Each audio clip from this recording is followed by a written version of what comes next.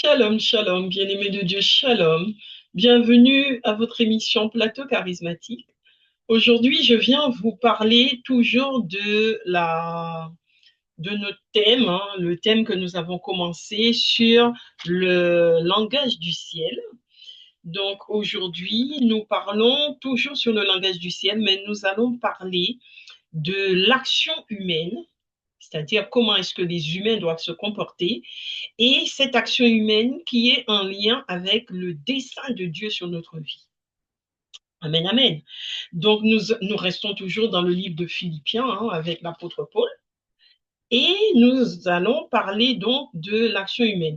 Donc, bien-aimé, j'ai envie de te dire que lorsque l'on marche avec Dieu, on doit changer son comportement.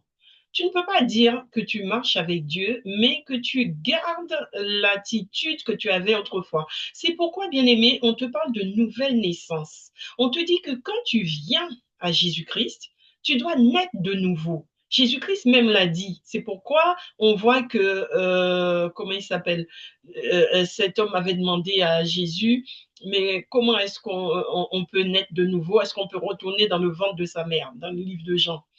Mais non, tu vas pas naître de nouveau. Quand on te dit naître de nouveau, tu vas pas retourner dans le ventre de ta mère pour qu'elle puisse t'accoucher une deuxième fois. Non, naître de nouveau, bien-aimé, ça veut dire changer ton attitude, changer ton comportement. Ça veut dire que l'attitude que tu avais autrefois, le comportement que tu avais autrefois, tu dois le revoir parce que le comportement que tu avais jusque-là, avant de venir à Jésus, c'est un comportement complètement humain. C'est-à-dire que nous sommes tous nés descendants d'Adam et de Ève, et donc nous avons ce comportement humain en nous, d'Adam et de Ève. Mais lorsque tu viens à Jésus-Christ, tu dois adopter une attitude conforme aux Saintes Écritures, c'est-à-dire une attitude qui te fait rentrer dans du spirituel.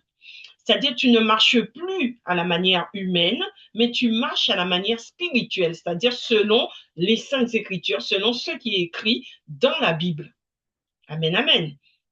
Donc, c'est pourquoi la parole de Dieu nous dit, l'apôtre Paul nous disait dans Philippiens 2, l'apôtre Paul nous disait que c'est Dieu qui produit en vous, dans Philippiens 2, verset 13, je tiens ma Bible, bien aimé, c'est pour ça que vous me voyez baisser les yeux, parce que je lis en même temps sur la parole. La parole de Dieu nous dit dans Philippiens 2, verset 13, l'apôtre Paul nous disait, c'est Dieu qui produit en vous le vouloir et le faire. Donc, c'est Dieu, si c'est Dieu qui produit en toi le vouloir et le faire, ça veut dire que c'est Dieu qui doit te gérer. Mais bien aimé, comprenons-nous bien, pour que Dieu puisse produire en toi le vouloir et le faire, il faut que tu te laisses mener par l'Éternel. Et il dit encore, c'est Dieu qui produit en vous le vouloir et le faire pour son projet bienveillant. Ça veut dire Dieu produit le vouloir et le faire pour. Il ne dit pas que Dieu produit le vouloir et le faire dans toutes tes actions, dans toutes tes actions. Il ne dit pas que tout ce que tu fais, comme si tu étais une marionnette manipulée, c'est Dieu qui le fait. Non, c'est pas ça. Il te dit, Dieu produit en vous le vouloir et le faire pour son projet bienveillant.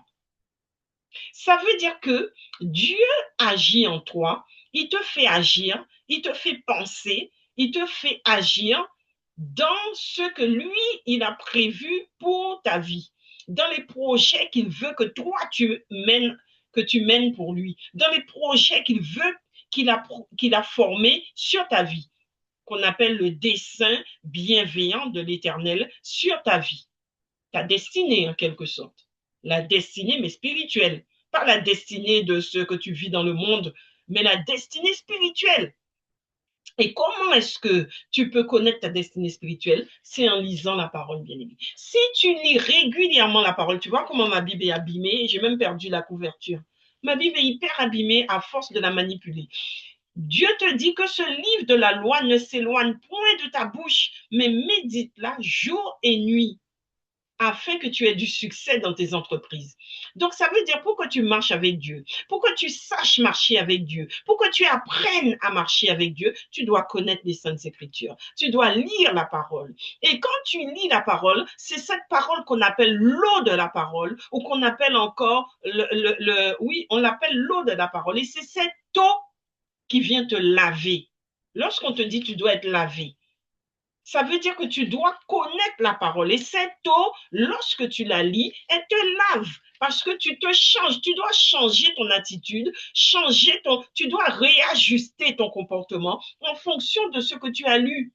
Ça veut dire que si, concrètement, autrefois, tu étais quelqu'un qui aimait le bavardage inutile et tu lis dans la parole que il faut pas être dans les choses, il faut pas être dans les choses bavardage inutile, tout ça, parce que c'est un péché. Quand tu découvres que ce que tu fais est un péché, tu l'abandonnes.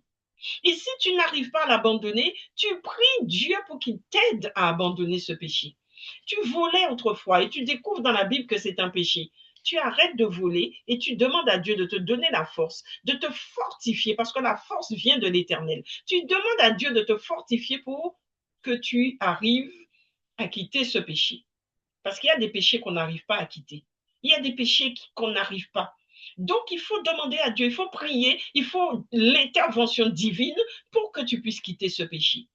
C'est pourquoi Dieu nous dit de ne pas nous juger entre nous. Il ne faut pas juger un frère ou une sœur parce que tu ne connais pas sa destinée. Aujourd'hui, tu vois le frère ou la sœur qui est comme ci, comme ça, qui n'est pas comme tu voudrais le voir, mais tu ne connais pas sa destinée. Peut-être que c'est quelqu'un qui est en train de se laver, qui est en train de prendre des douches régulières en lisant la parole de Dieu, et toi, tu ne le sais pas. Et demain, tu vas la voir réussir, tu vas dire que c'est quelqu'un qui a touché au fétiche. Non, c'est parce que la personne a été préparée dans l'ombre. Dieu te prépare dans le secret lorsque tu lis sa parole et que tu te laves. Et c'est pourquoi l'apôtre Paul disait que c'est lui qui produit en toi le vouloir et le faire, mais pour son projet bienveillant. Et il te dit, ta marche avec Christ, tu dois, tout ce que tu fais dans ce monde, puisque nous vivons dans le monde, tu marches dans l'esprit, ton esprit doit être spirituel, mais tu vis dans le monde, tu es dans un corps physique et tu vis dans le monde. Donc, en étant dans le monde, tu dois marcher, tu dois te distinguer des autres. Et la parole de Dieu te dit, fais tout sans murmure. Arrêtez de murmurer. À cause des murmures, le peuple de Dieu a été décimé dans le désert. Dieu ne les a pas laissés entrer dans la terre promise parce qu'ils étaient dans les murmures et dans les plaintes. Dieu te dit, tout ce que tu fais, fais-le sans murmure, sans te plaindre. Ça veut dire même le travail que tu fais.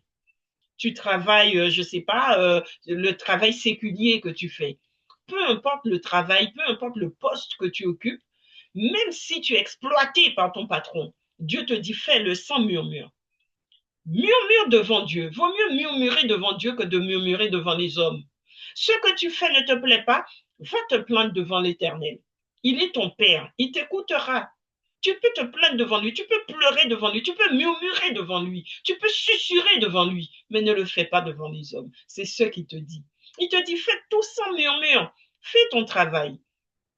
Et tu verras, il te donnera la force de faire ce que tu fais. Il te dit, faites-le aussi sans contestation. Tout ce que tu fais, fais-le sans murmure et sans contestation. La contestation, bien aimé, c'est lorsque nous aimons dans nos discussions tenir tête à l'autre. Nous aimons ça quand, par exemple, quelqu'un parle, quelqu'un te dit quelque chose, nous aimons tenir tête, de dire oui, c'est moi qui ai raison, c'est moi, c'est moi, c'est moi. Donc, tu veux avoir le dernier mot. Tu veux avoir le dernier mot, tu restes dans... C'est ce qu'on appelle la contestation. Tu veux avoir le dernier mot, donc tu restes dans l'opposition, la contestation pour avoir le dernier mot. Dieu te dit qu'il faut arrêter ça, parce que ce n'est pas la marche qui mène vers l'éternel. Il te dit arrête les murmures, arrête de te plaindre et arrête aussi la contestation. Alors, bien aimé, je ne suis pas en train de reprocher quoi que ce soit à qui que ce soit, parce que nous tous, comme je te le dis, nous tous, nous sommes passés par là. L'apôtre Paul même nous le rappelle, dans le livre de Romains, je crois, il nous dit que Dieu nous a tous enfermés dans le péché afin d'envoyer son Fils Jésus-Christ pour nous sauver du péché. et de la mort. Donc, nous tous, nous avons été enfermés dans le péché. Nous tous, nous sommes passés par les comportements que je suis en train de décrire. Nul ne peut dire, non, moi, j'ai pas fait, non, moi, j'ai pas de péché. Nous sommes tous passés par ce stade de pécheur où nous avons commis ces péchés-là. Mais Dieu nous dit qu'à partir du moment que tu prends conscience, que tu conscientises que ce que tu fais n'est pas bien, que tu es dans le péché, tu es dans l'erreur, tu dois arrêter. Tu dois arrêter. Mais pour ça, pour avoir la lumière de savoir que tu es dans l'erreur, il faut que tu sois dans la parole de Dieu, plongé dans la parole. C'est la parole qu'on appelle l'eau de la parole qui te lave et qui t'ouvre les yeux sur tes erreurs, sur tes péchés et qui te permet de rentrer. C'est pourquoi l'apôtre Paul dit aussi que lorsque tu vas rentrer dans la parole de Dieu et que tu seras dans le projet, dirigé vers le projet bienveillant de Dieu et que tu feras les choses sans murmurer, sans contestation, tu deviendras irréprochable. Il dit, nous devons être irréprochables et purs. Nous devons être des flambeaux pour le monde. Toi qui marches dans le monde, qui es enfant de Dieu, qui es serviteur de Dieu, servante de l'Éternel, tu dois être irréprochable dans ta manière, dans ta marche. Tu dois être irréprochable. Quand on te regarde, tu dois être un exemple pour les autres. Tu dois être irréprochable sur tout rapport, sur tout point. Et tu dois être un flambeau. Le flambeau, c'est une lumière qu'on allume. Tu dois être la lumière autour de toi. Quand tu rentres dans une pièce, tu dois être la lumière qui éclaire cette pièce. Quand on te dit, bien-aimé, que tu es une lumière qui éclaire la pièce, ça veut dire quoi concrètement? Ça veut dire que quand tu rentres dans une pièce et que tu entends des murmures, tu entends des lamentations, tu entends des pleurs, tu dois être celle qui console, celle qui console, celle qui apporte, qui soutient, celle qui aide. Tu dois être dans cette posture, mais tu ne dois pas être avec les autres. David nous disait dans le psaume 1, il dit, heureux celui qui ne marche pas dans les voies des méchants. Il dit, heureux celui qui ne marche pas dans la voie des pécheurs, mais qui s'écarte de la voie des pécheurs, de ceux qui sont dans les murmures. Il dit, heureux, alors je l'ai cherché, il dit, heureux l'homme qui ne suit pas le conseil des méchants, qui ne s'arrête pas sur la voie des pécheurs. Ça veut dire quand tu vois des gens dans le péché, tu t'arrêtes pas pour murmurer avec eux. Tu t'arrêtes pas pour être dans ça. Quand quelqu'un t'emmène dans ça, tu dois ramener la personne dans la parole pour lui dire non, ce que tu fais n'est pas bien. Tu dois corriger. Et l'apôtre Paul dit, nous devons nous corriger mutuellement. Mais il te dit, nous nous corrigeons avec amour.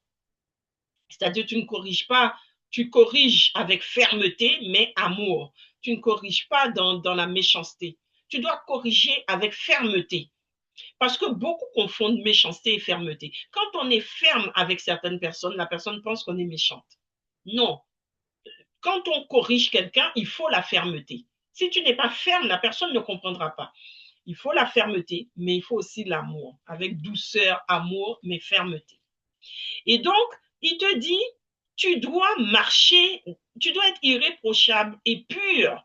Tu dois être pur, c'est-à-dire ton cœur doit être pur. Tu dois avoir un cœur pur, des pensées pures. Parce que ce qu'on juge en toi, ce sont tes pensées.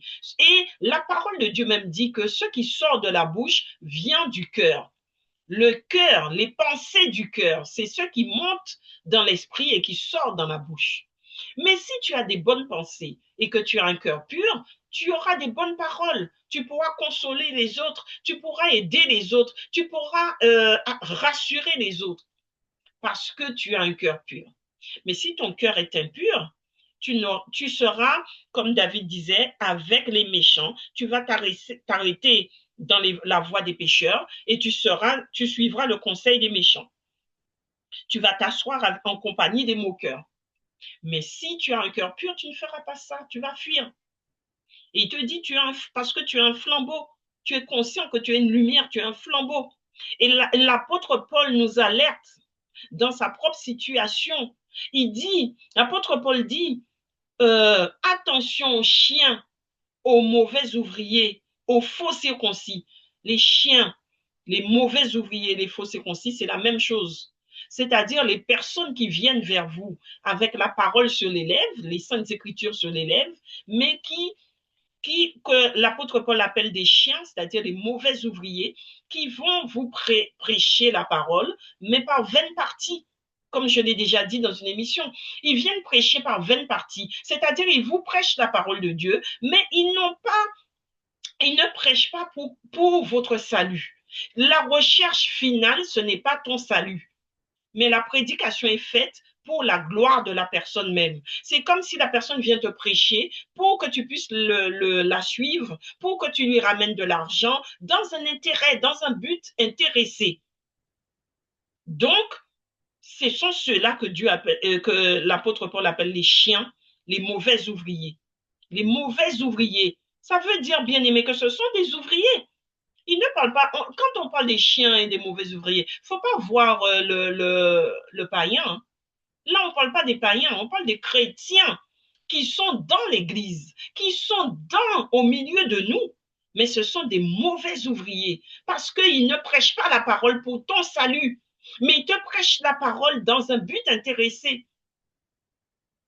Les faux circoncis, c'est-à-dire les faux circoncis, ce sont ceux qui ont l'apparence de piété, mais qui dans leur cœur, ce sont des loups enragés. Ils viennent pour te dévorer. Et les chiens, tout ça, c'est la même chose. C'est la même chose. Chien, mauvais ouvrier, faux circoncis, c'est la même chose. Et il te dit, les vrais circoncis, ils ont l'esprit de Dieu. Le vrai circoncis, le vrai ouvrier a l'esprit de Dieu. Donc tu le reconnais à son fruit. Il porte du fruit. Parce qu'il a l'esprit de Dieu. Il est un flambeau. Il est une lumière devant toi. Tu vois le fruit tu vois l'œuvre de Dieu en lui. Et Paul te donne son propre exemple. Il te dit que lui, quand il était dans le monde, il était un pharisien par la loi. Les pharisiens, ce sont ceux qui enseignent la parole de Dieu. Ce sont ceux qui enseignent. Il te dit que lui, il était un pharisien, mais par la loi. C'est-à-dire que toutes les lois que Moïse avait écrites, il les respectait à la lettre. Il respectait la loi du monde aussi, la justice. Il respectait ça. Il te dit, il était pharisien par la loi. Il respectait la justice, la loi écrite par Moïse. Mais il te dit, à côté de ça, il était un persécuteur de l'Église par le zèle. Il te dit, par la loi, j'étais un pharisien, mais par le zèle de l'Évangile, j'étais un persécuteur de l'Église. Pourquoi? Parce qu'il ne connaissait pas Jésus-Christ. Il te dit, quand tu ne connais pas Jésus-Christ, eh bien, quand tu n'as pas la connaissance de Christ, tu es un faux. Parce que tu n'as pas tu n'es pas dans la... Parce que Jésus-Christ est venu apporter la foi. Jésus-Christ est venu nous faire marcher par la foi. C'est-à-dire ceux qui autrefois marchaient par la loi, en acceptant Jésus-Christ, ils marchent désormais par la foi. Mais certains n'ont pas accepté Jésus-Christ et sont restés dans la loi. Et il te dit, lui, il faisait partie de cela. Il marchait par la loi et donc il était irréprochable. Il était un pharisien. Il connaissait la parole de Dieu par cœur. Il connaissait la Bible par cœur parce qu'il avait étudié avec Gamaël et tout ça. Il avait étudié. Donc il connaissait la parole de Dieu par cœur. Mais il te dit, il persécutait l'Église de Christ. Il persécutait l'Église de Christ parce qu'il n'était pas avec Christ. Donc, tu peux connaître la parole de Dieu, tu peux le connaître par cœur, tu peux même l'enseigner aux autres et ne pas être avec Christ parce que tu ne marches pas dans la foi. Celui qui marche dans la foi, c'est celui qui mène des actions de foi, qui a des comportements qui prouvent sa foi. Ce n'est pas ton côté pieux qui montre que tu as la foi, mais c'est ton comportement, ton attitude, ton cœur, tes pensées. C'est ça qui montre que tu as la foi. Et donc, lui, il te dit que il était irréprochable dans la justice de la loi. Il était irréprochable dans la justice de la loi parce qu'il connaissait la parole. Mais il persécutait l'Église. Et il te dit, aujourd'hui encore, bien-aimé, nous voyons beaucoup de gens sont comme ça. des personnes qui sont dans l'Église et qui persécutent les vrais chrétiens parce qu'ils croient qu'ils sont mieux que les autres. Ceux qui veulent toujours montrer qu'ils sont mieux. Ceux qui veulent toujours critiquer les autres, toujours en train de... On voit ça hein, contre tous les grands qui sont connus sur les réseaux sociaux. On le voit. Ces gens-là sont critiqués, méprisés. On dit qu'ils ont touché au fétiche. On dit que s'ils sont aussi connus, c'est parce qu'ils ont touché au fétiche. Moi, je ne sais pas, hein, bien aimé. Je ne suis pas en train de juger, de prendre parti.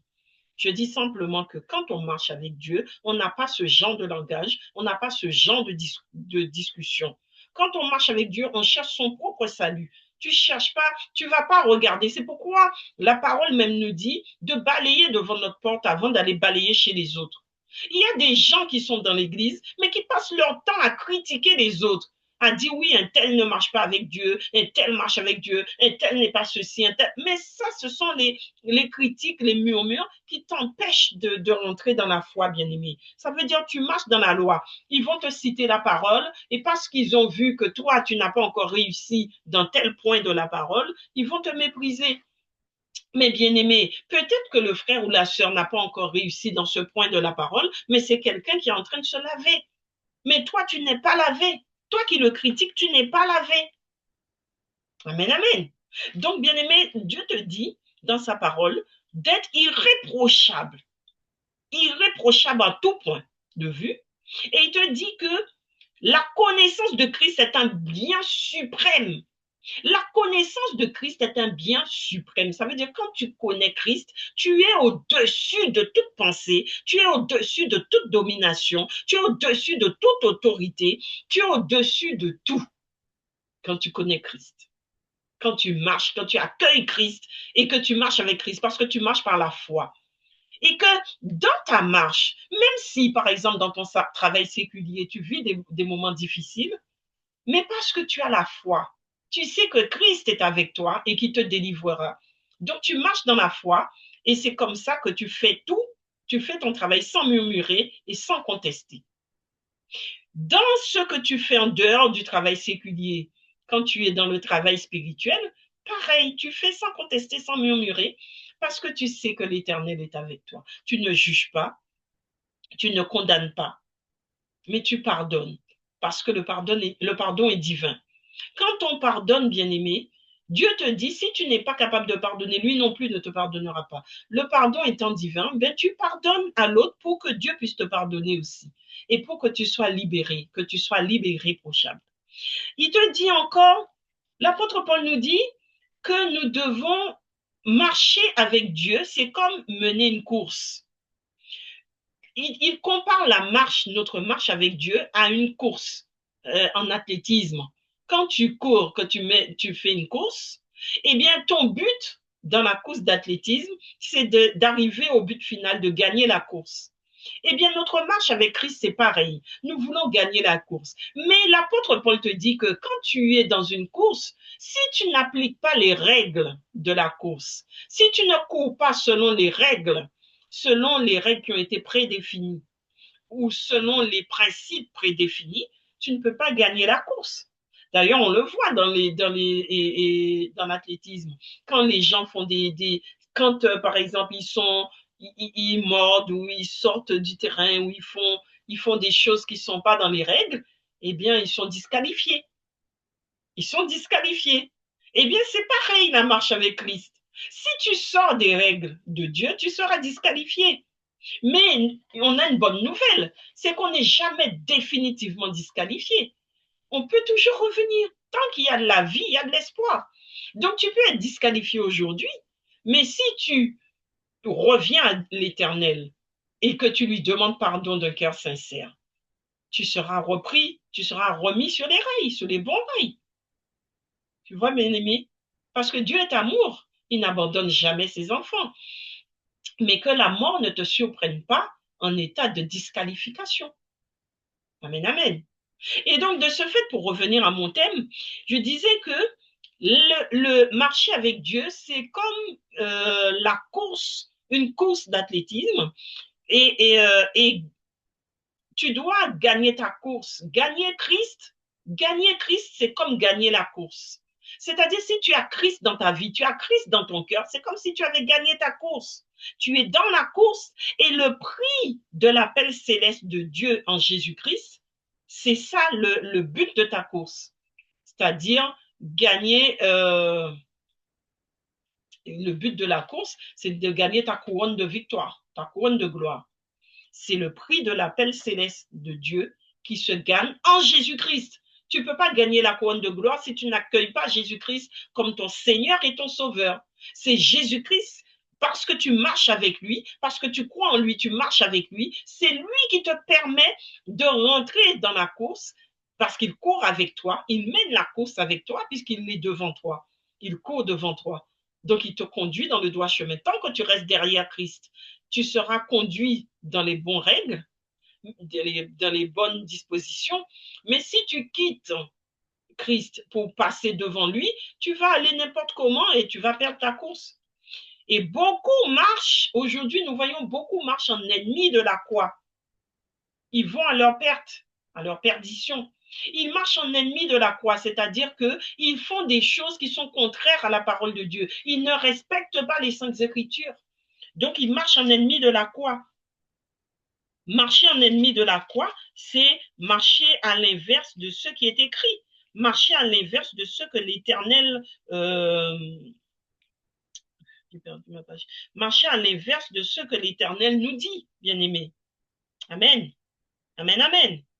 L'apôtre Paul nous disait encore, rendons notre culte dans notre marche avec l'Éternel. Il dit, rendons notre culte à Dieu par l'Esprit de Dieu, qui plaçons notre fierté en Jésus-Christ et qui ne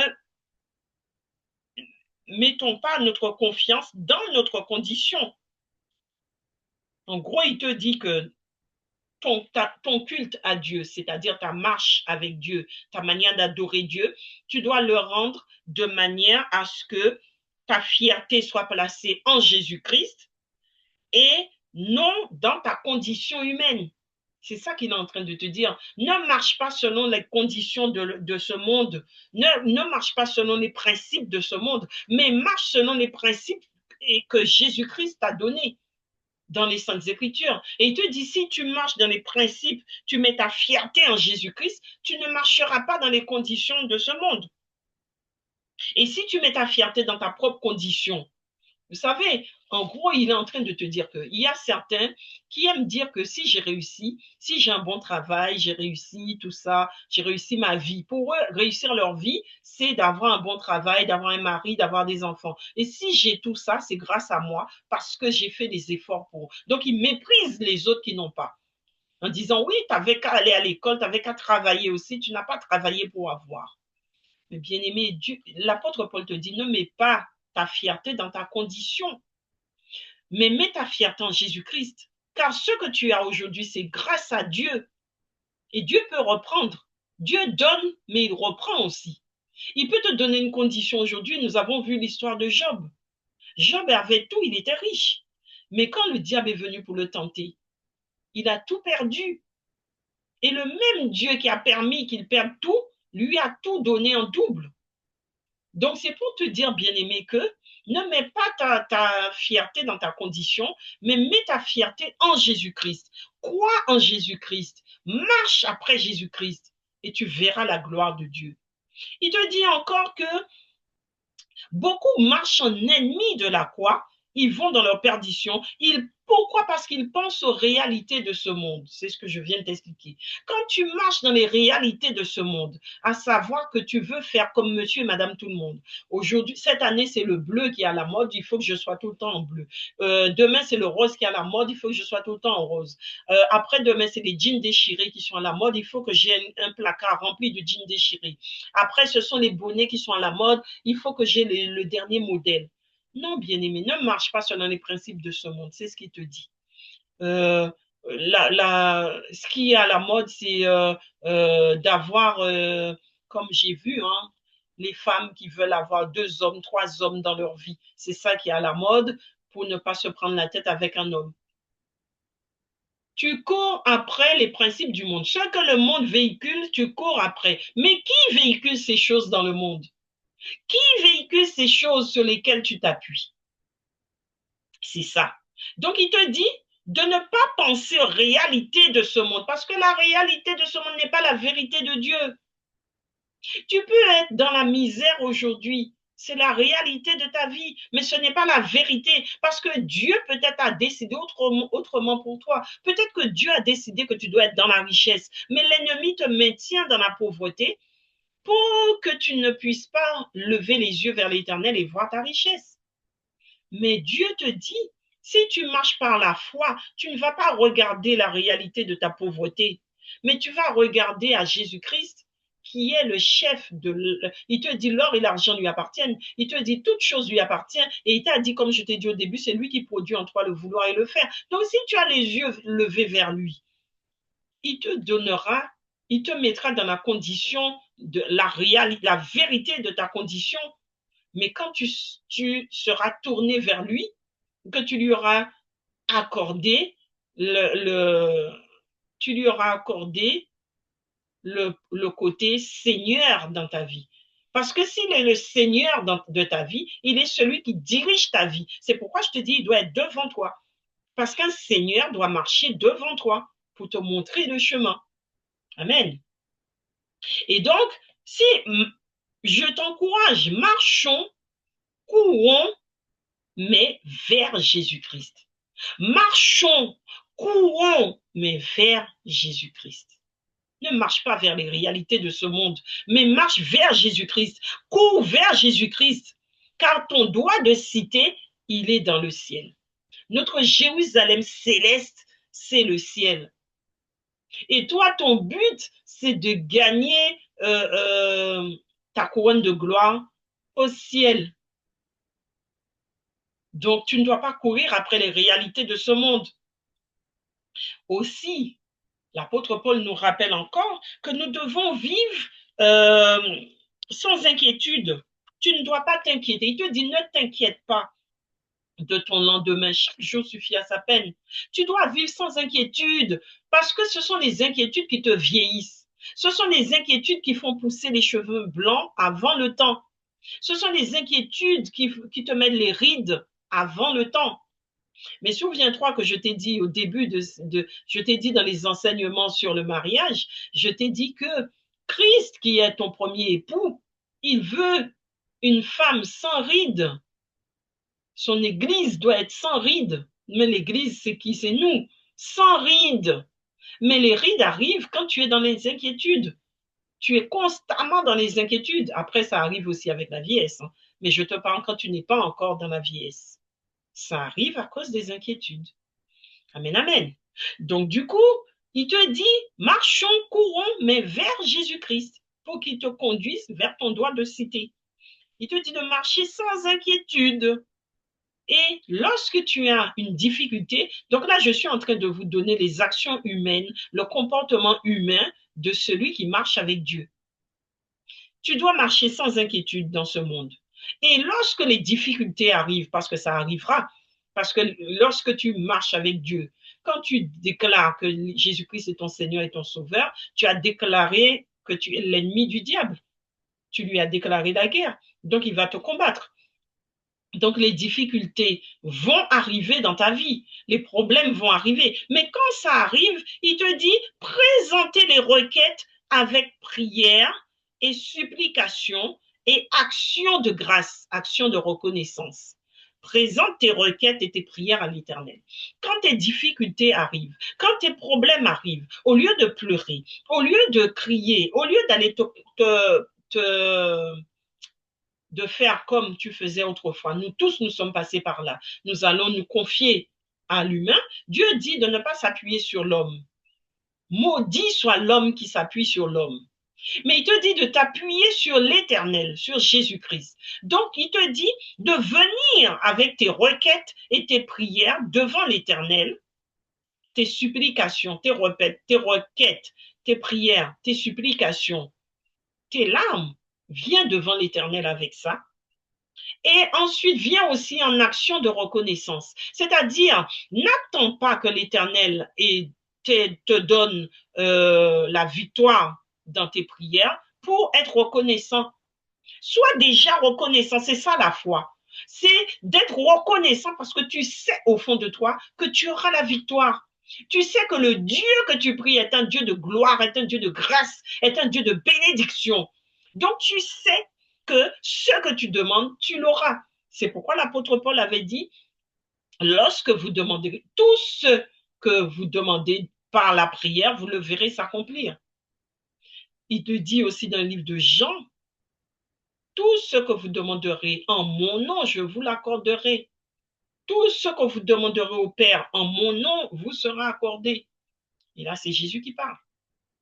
Donc, mais pour que quand tu demandes, tu dois demander dans la foi. Si tu demandes dans la foi et que tu crois que ce que tu demandes, tu l'as déjà vu, tu l'as déjà, même si tes yeux ne te le montrent pas, mais ton cœur te montre que tu l'as déjà, tu le verras s'accomplir. Amen, amen. C'est ça qu'on appelle action de reconnaissance. Et l'action de grâce, l'action de reconnaissance, c'est ça. Et l'action de grâce, c'est que tu peux faire une offrande à Dieu. Ça peut être une offrande de prière, ça peut être une offrande en argent, que tu fais une offrande dans ton église, que tu fais une offrande à un serviteur de Dieu. Ça peut être une offrande aussi de prière, hein, où tu fais un jeûne, un sacrifice de prière. Que tout ça, ce sont des offrandes que tu fais devant l'Éternel, en fonction de ce que ton cœur te donne de faire. C'est ça, l'action de reconnaissance. Amen, amen.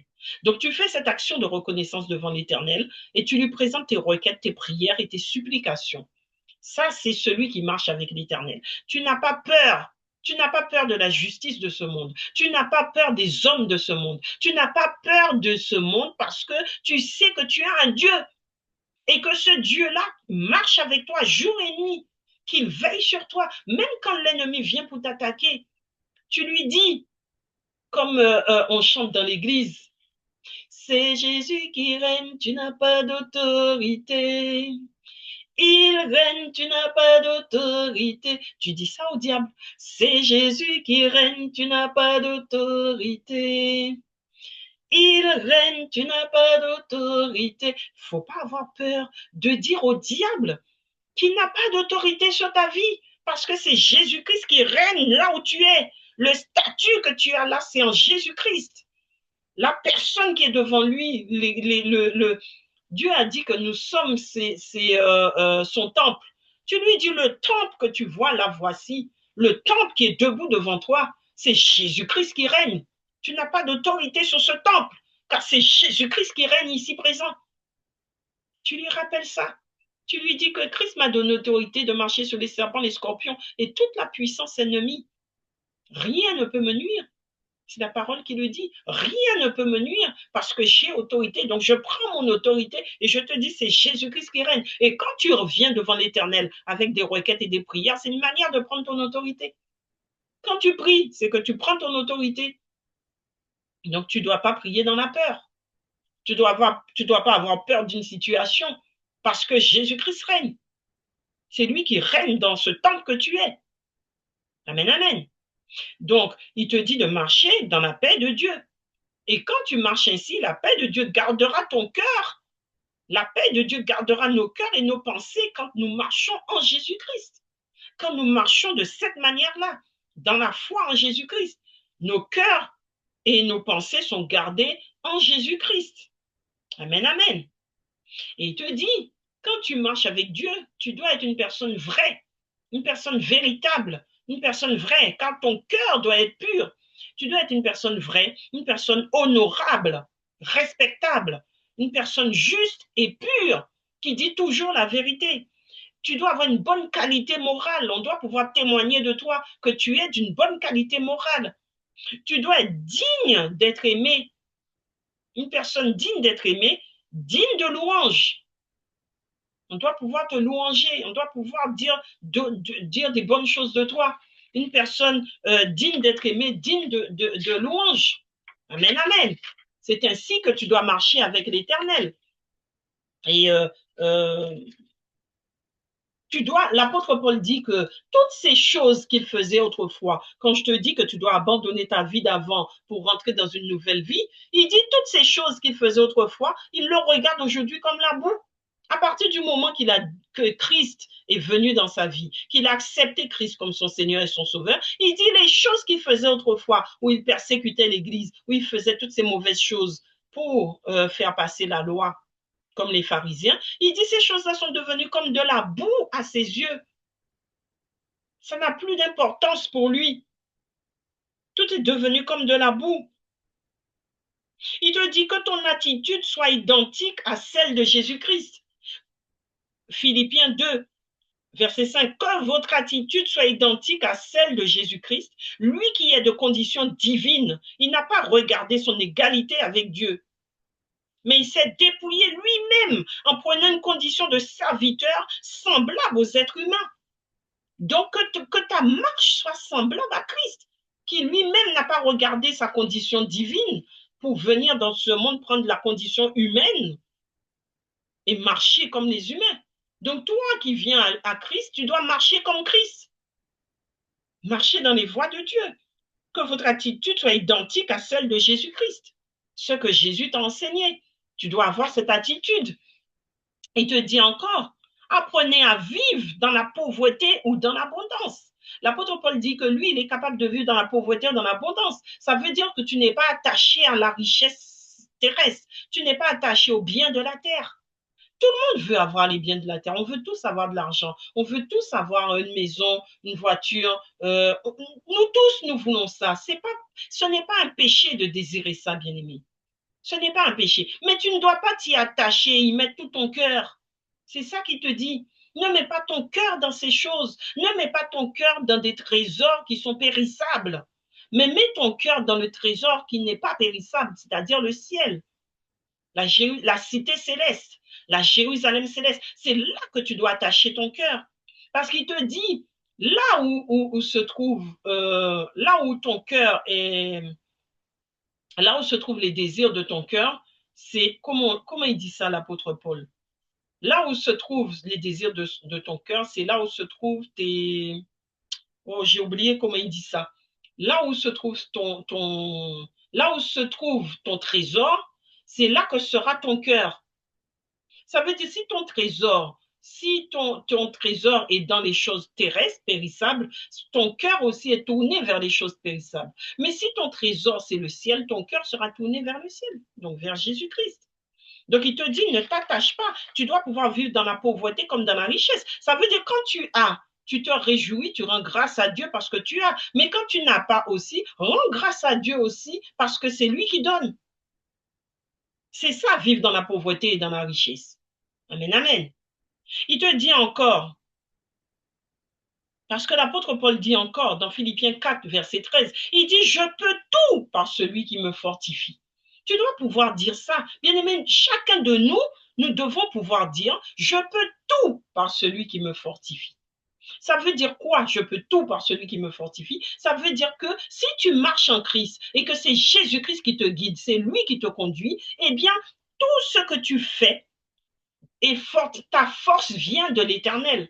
Donc, tout ce que tu fais, tu peux tout réussir. Quand on marche avec Dieu, on peut tout, parce que rien n'est impossible à Dieu. Et il te dit, tout est possible à celui qui croit en Dieu. Donc, tu peux tout. Quand tu marches avec Jésus-Christ, tout te réussit. Mais il te dit, il faut être attaché à ses règles et à ses commandements. C'est pourquoi l'apôtre Paul dit, je peux tout par celui qui me fortifie. Parce que si tu marches avec Christ, tu dois pouvoir tout faire par celui qui te fortifie. Parce que c'est lui qui te guide, comme je t'ai dit au départ. C'est lui qui produit le vouloir et le faire en toi pour son projet bienveillant. Donc tu peux faire ce projet-là. Tu peux tout faire dans ce projet tant que tu es dans le projet de Dieu. Les dons, tous les dons que Dieu te donne pour mener à bien son projet doivent produire en toi un fruit abondant il doit produire en toi un fruit abondant. Celui qui fait les œuvres de Dieu, les dons produisent en lui un fruit abondant. Tu es dans l'abondance.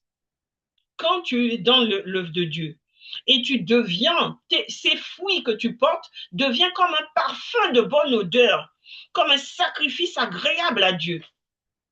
Un parfum de bonne odeur, c'est le parfum de Christ. C'est l'odeur de Christ.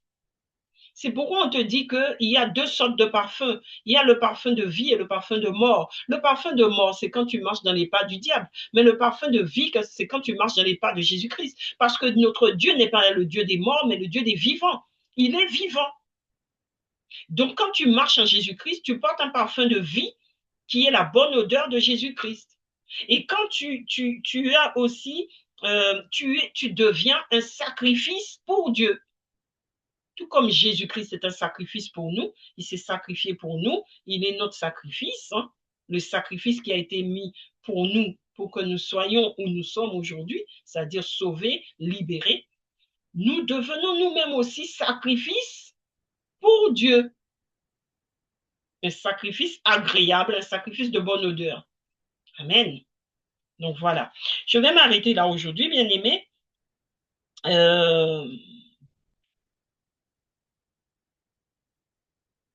Donc voilà.